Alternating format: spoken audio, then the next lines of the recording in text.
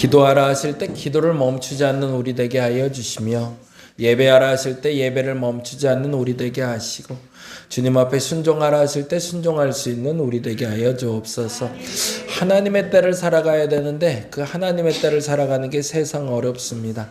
하나님과 함께 동행하며 그 시간을 깨워가는 우리 되게 하여 주시고 하나님이 순적히 만나게 하실 것이 수없이 많은데 억지로 만들어가며 어그러져가는 세상이 아니라 하나님이 순조롭게 만나게 해주시는 그 은혜대로 만나가는 우리가 되게 하여 주시옵소서.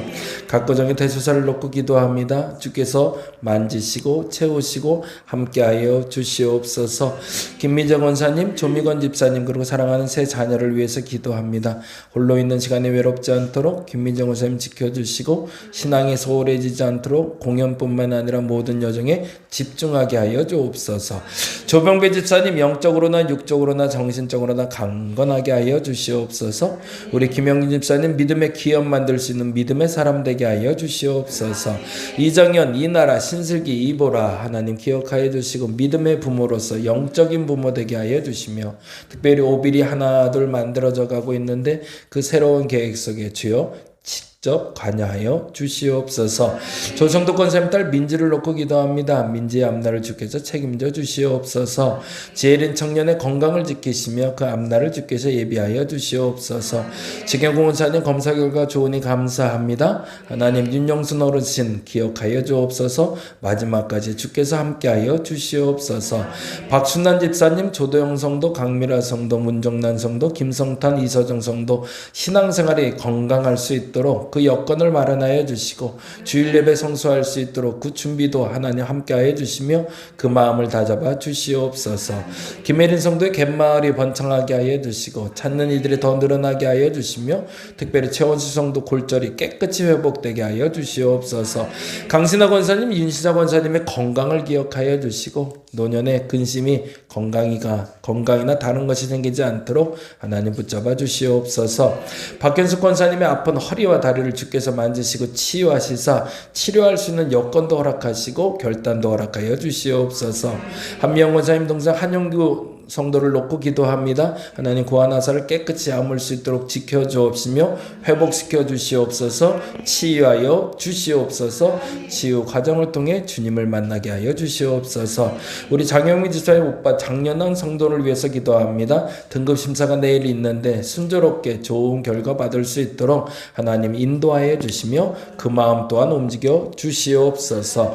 전우숙 집사, 송희선 집사, 전지연 학생, 이범석 집사, 권모경 집사 기억하시고 우리가 5월에 바베큐 파티를 하는데 그때 초청될 수 있는 초청 대상자 되게 하여 주시며 무엇보다도 5월에 초청될 대상자들을 통해서 또 한 번 전도의 기회가 열리게 하시고 하나님 축복하시사 하나 되게 하여 주시옵소서. 오늘 함께 모여 기도하기 위해 이 자리에 모였습니다. 저들의 하루의 피로를 하나님 씻어 주옵시며 말씀 가운데 거하게 하여 주옵시고 특별히 저들이 기도할 때마다 그 기도의 시간을 놓치지 않고 주께서 반드시 응답해 주심을 믿고 기도하며 또한 때에 따라 응답하여 주시옵소서. 우리의 근심이 사라지게 하시고 우리의 걱정이 사라지게 하시고 우리의 염려가 사라지게 하시며 한결같은 주님의 평안과 기쁨이 저들을 사로잡게 하여 주시옵소서. 감사합니다. 고마우신 예수님 이름으로 기도드립니다. 아멘. 아멘. 오늘은 창세기 24장 말씀 함께 봅니다.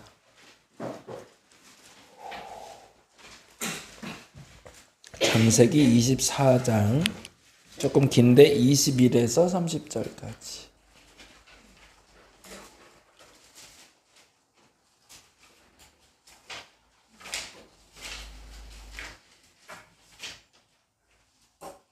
창세기 24장 21에서 30절 우리 같이 천천히 한 목소리로 읽어봅니다.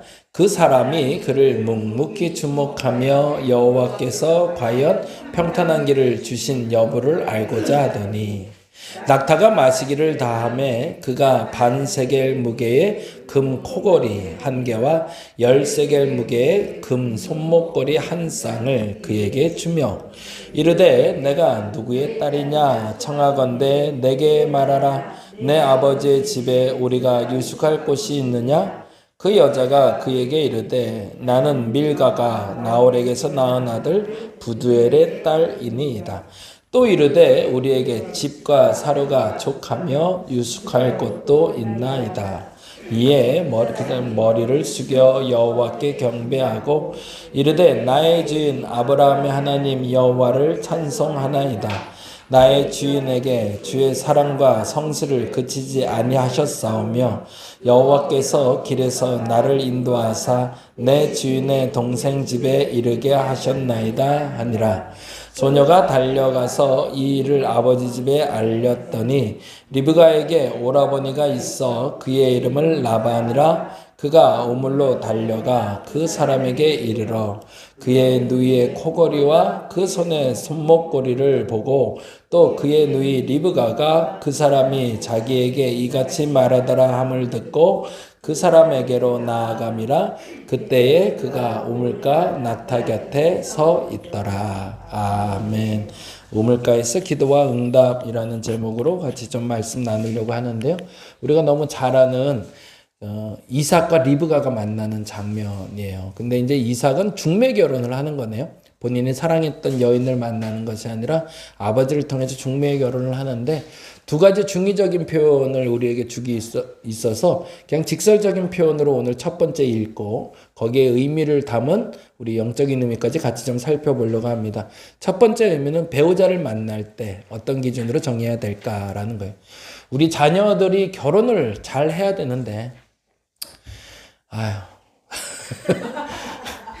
이제 저도 이제 그래요. 심란해요. 그죠? 도대체 어떻게 만나야 되나. 이제 그 고민이 이제 든단 말이죠.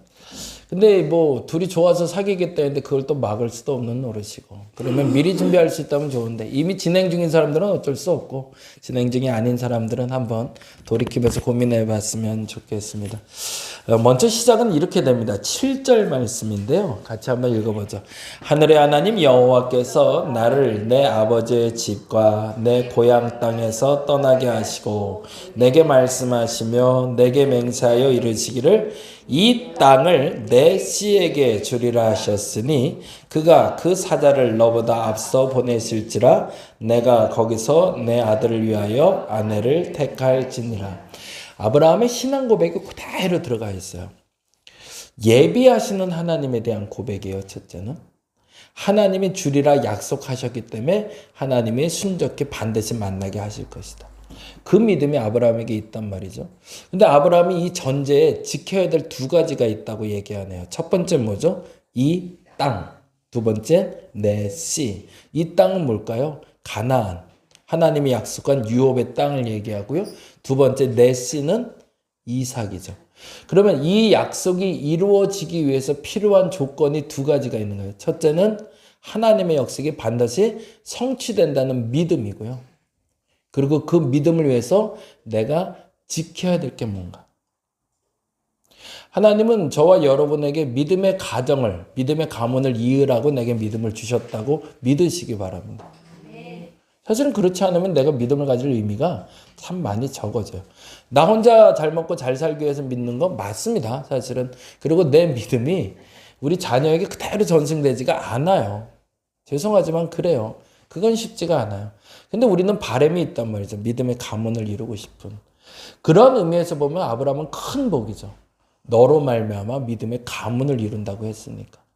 그래서 아브라함은 믿음의 테스트를 통과하는 과정 속에서 아브라함과 이삭의 믿음을 테스트하시죠. 아브라함은 이삭을 잡으려 했고 이삭은 순종하여 죽으려 했고 그래서 그것으로 말미암아 믿음의 가문의 계보가 연결되고 있음을 보여주시고 정말 중요한 건 그 이삭이 결혼할 아내 될 아이가 어떤 아이인가에 따라서 달라질 것을 알고 있었던 거죠. 근데 오늘 본문 7절에서 보이는 것처럼 아브라함은 불안하지 않아요. 자기가 100세의 아이, 그리고 지금 이삭의 나이 40인데, 근데 불안하지 않아요. 그 나이가 늦었다고 여겨지지도 않고 빠르다고 여겨지지도 않아요. 그런데 중요한 건 그 앞절에서 나온 부분인데 본인이 복을 받아요. 그러자 인정하고 믿음으로 선포합니다. 내 땅과 내 씨를 지키기 위해서 하나님이 또 다른 예비하심이 있을 것이다 라는 거죠. 이를 위해서 세 가지의 기준을 가지고 이가 선택하는데, 첫째는요, 자기 집의 모든 소유를 맡은 늙은 종에게 자기의 생각을 위탁합니다. 24장 2절에 보면 이렇게 되어 있는데 읽어볼까요?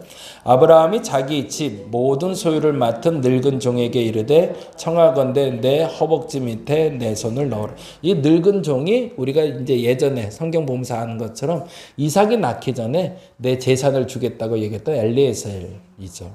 이게 사실은 아들과 같은 존재죠. 근데 같이 나이 먹어간 거죠. 그러다 보니까 이 사람도 이제 늙은 종이 돼버렸는데, 근데 중요한 건 아들처럼 믿을 수 있는 존재였다는 거죠. 내 허벅지 밑에 내 손을 놓아라 라는 말은 요 상징이 되는데요. 그 부위에 손을 넣는 것은 생명의 상징이라 만약에 약속을 어기면 너도 나도 자손이 끊어질 거라는 선포래요. 이 약속은 반드시 지켜야 된다는 거죠. 근데 거꾸로 말하자면 그 정도로 믿을 수 있는 사람이라는 겁니다. 그러면 우리가 첫 번째 우리의 자녀의 건강한 결혼, 건강한 만남을 위해서 첫 번째 해야 될 게 뭘까? 자녀의 배우자를 선택할 때 믿고 맡길 만한 신뢰하는 사람이 있는 거죠. 옛날엔 뚜쟁이라고 해서 잘못된 표현 썼어요. 그래서 중매쟁이들을 보면 왠지 좀 폄하하고 안 좋은 표현을 썼는데, 근데 사람은 소개를 통해서 만날 수밖에 없습니다. 그래서 여기서 우리가 정말 기도해야 돼요.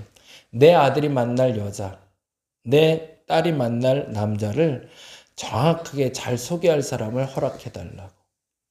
그게 사실은 시작이어야 되죠. 근데 안타깝게도 내 아들이 만나는 애가 몹쓸 애라. 그 몹쓸 애가 몹쓸 애를 소개해버리면 이제부터 문제가 되는 거라. 그러니까 우리가 기도를 할 때 맨 처음에만 해야 되는 건 내 아들이 내 딸이 좋은 사람 만나게 해주세요가 아니라 내 딸에게, 내 아이에게 소개할 그 사람이 하나님을 믿는, 그리고 하나님을 두려워하는, 그리고 나와 같은 마음을 품은 사람이 되게 해달라고 먼저 기도해야 된다는 겁니다. 대부분 어떤 사람들이 내 자녀에게 내 배우자 될 아이들을 소개할까요? 친구들이겠죠. 그렇죠? 그들의 친구거나 혹은 나의 벗들이 소개하게 되어 있습니다. 나를 생짜 모르는 사람이 전혀 모르는 상태에서 돈을 주지 않는 한 소개해 줄 일은 없죠. 정말 중요한 건 이게 시작이 돼야 됩니다. 아브라함은요, 자기 눈에 그 며느리 대를 본 적도 없어요. 근데 누구를 믿고 보내는 거죠? 엘리에셀을 믿고. 이 사람이 데려오면 믿고 받겠다는 거예요. 만일에 엘리에셀이 가서, 솔직히 이제 여기서 좀 이렇게 비꼬아서 생각하자면 엘리에셀 입장에서는 되게 서운한 거예요. 왜요? 이삭만 없었으면 모든 재산이 다 누구 거예요? 내 거예요, 사실은. 근데 얘 태어나는 바람에 내가 다 잃어버린 거거든요. 근데 그거에 대한 불편함이 없어요. 또 하나, 만약 그게 분노가 삭히지 않고 사라지지 않았다면 어디 가서 아무나 데려와도 돼요. 너 한번 당해봐라 라고. 그거 아브라함이 어떻게 할 수 없어요. 얘가 그 당신이 말한 사람이랬는데 어떡할까요? 그건 방법 없어요. 근데 그 말을 믿을 수 있는 사람이 엘리에셀이었다는 거죠. 근데 또 하나 기억해야 될 게, 교회에 누구를 소개하게 될 것인가요? 우리 공동체에 누군가를 데려오고 싶은데 데려오고 싶은 사람의 기준이 사실은 명확해야 됩니다. 믿을 수 있는 사람을 통해서 소개를 받는 게 맞는 거죠. 그래서 불특정 다수가 교회 오는 게 굉장히 어렵습니다. 그래서 이제 전도의 방법 중에 관계 전도라는 걸 사용을 하는 거죠. 그래서 믿음의 친구를 통해서 소개받고 소개받아서 오게 되는 경우는 건강하게 정착이 되지만, 그렇지 않을 경우에는 좀 조심스러워요. 어저께 밤 11시인가 전화가 왔어요.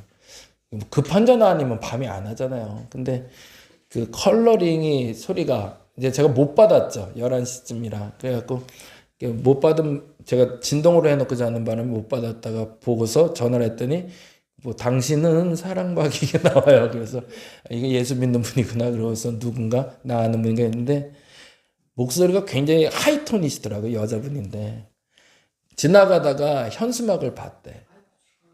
그렇다고 11시에 전화를 하면 어떡해.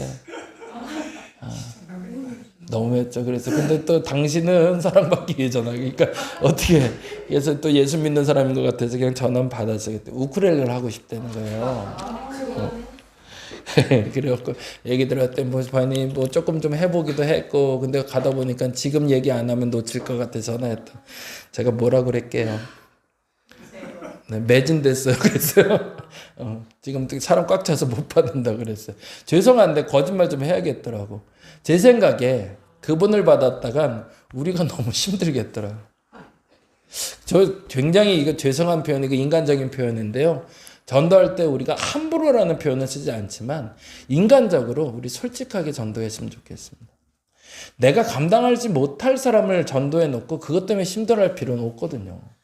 근데 이게 물론 마음에 부담을 주실 때는 있어요. 그때는 어쩔 수 없이 우리가 내 마음을 먼저 준비하고 데려와야겠죠. 근데 인정해야 됩니다. 내가 믿을 수 있는 사람을 전도하는 거고요. 믿을 수 있는 사람을 연결시켜 줄 거라고 믿고 전도하시기 바랍니다. 그리고 나서 우리 공동체가 감당할 수 있다면 가능하겠죠.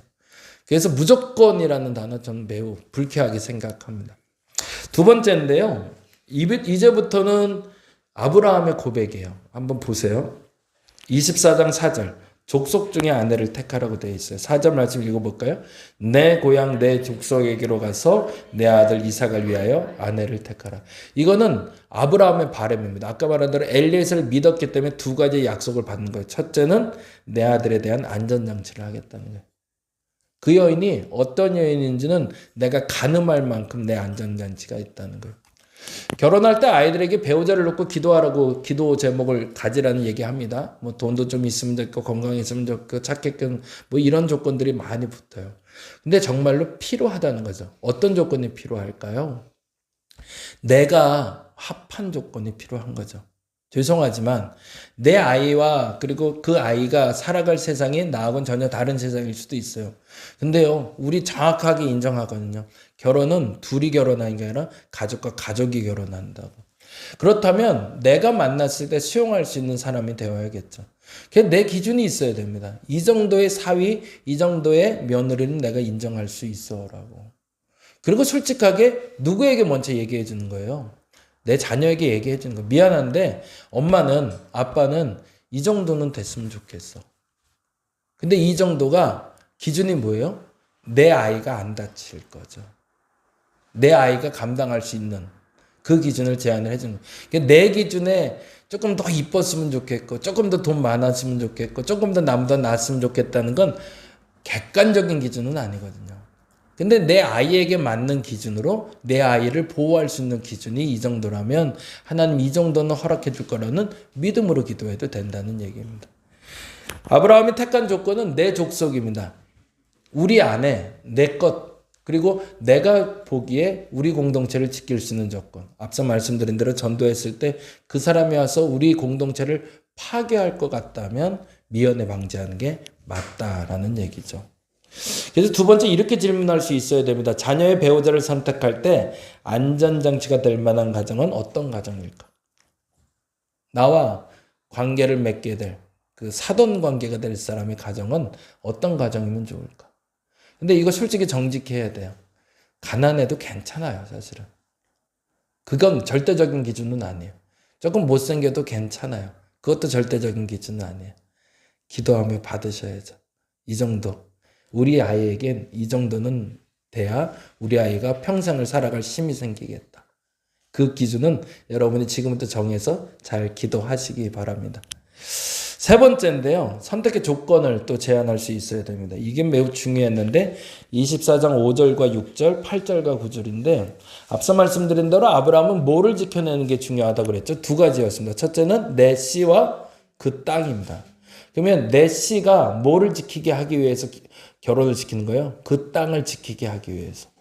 그게 더 중요한 거죠. 왜 그럴까요? 우리가 우선순위를 정할 때 뭐를 정하냐면 내 아이가 잘 됐으면 좋겠어요. 근데 거기에 하나가 더 붙었어요. 아브라함은 뭐가 붙은 거죠? 내 아이가 잘 되는 게 아니라 내 아이가 신앙을 지키는 게 더 중요해요.